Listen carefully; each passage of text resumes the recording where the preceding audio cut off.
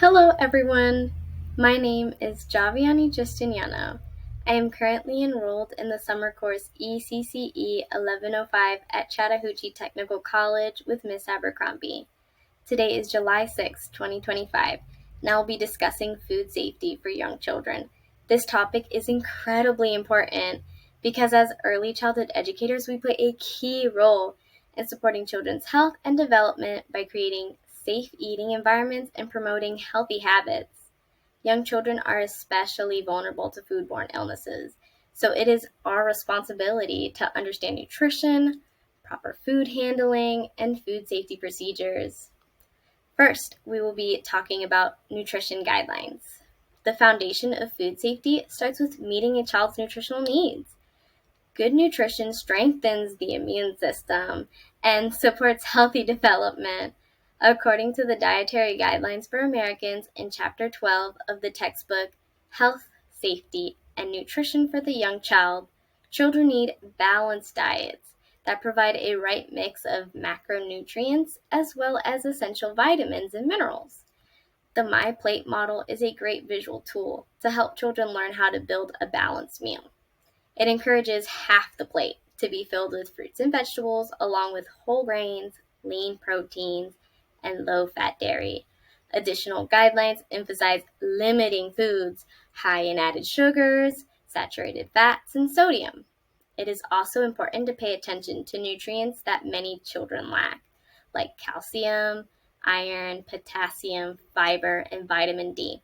By planning meals that are colorful, varied, and rich in whole foods, we not only nourish children, but reduce the risk of foodborne illnesses by avoiding highly processed and low-nutrient foods. Next, I'll be addressing eating in a classroom setting. Creating a safe and clean environment for eating in the classroom is just as important as the food itself. The video 7 Things to Remember When Serving Food on YouTube demonstrates best practices for preparing the space before, during, and after meals. Before eating, tables must be cleaned and sanitized thoroughly. Children should always wash their hands with soap and water, and staff must model this consistently. While children eat, teachers should supervise to ensure proper behavior, like sitting while eating and chewing carefully.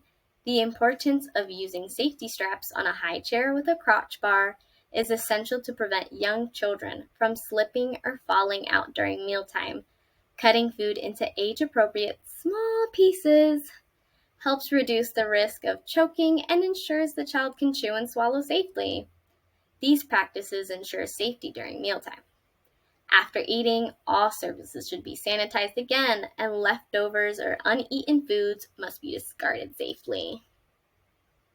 Now, we can discuss the measures to keep food safe.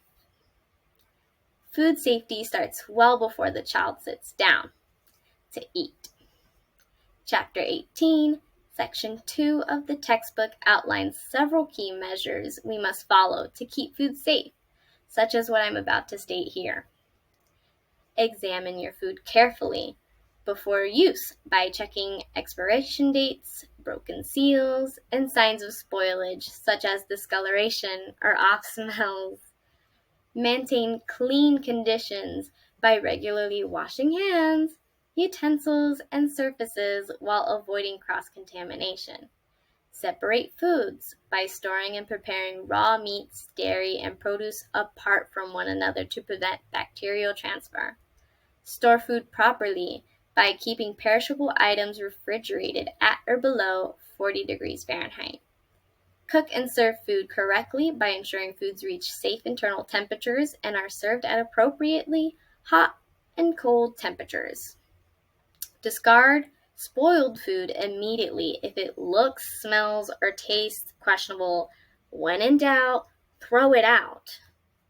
By following these safety steps, educators reduce the risk of contamination and illnesses while also modeling important lifelong habits for children. Finally, we will be speaking on food-related illnesses. Despite our best efforts, food-related illnesses can still occur. According to Chapter 18, Young children are particularly vulnerable to foodborne illnesses caused by contaminants like bacteria, viruses, or parasites. Certain conditions promote bacterial growth, including warmth, moisture, time, and food itself. Educators must be aware of these conditions and work to limit them.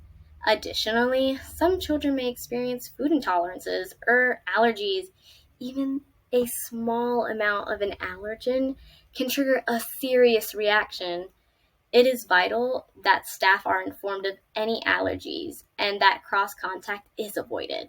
Children must also be taught about food safety throughout daily routines, conversations, and classroom activities. Chapter 18, Section 6 of the textbook stresses the importance of teaching children not to eat food that has fallen on the floor or not share utensils, and, of course, wash hands before eating. These small lessons build lifelong awareness of food safety. In conclusion, food safety for young children is more than just making sure food is edible. It's about understanding nutrition, maintaining a clean and organized environment, preparing food correctly, and preventing foodborne illnesses. As an educator, we are responsible for promoting children's health while fostering lifelong habits.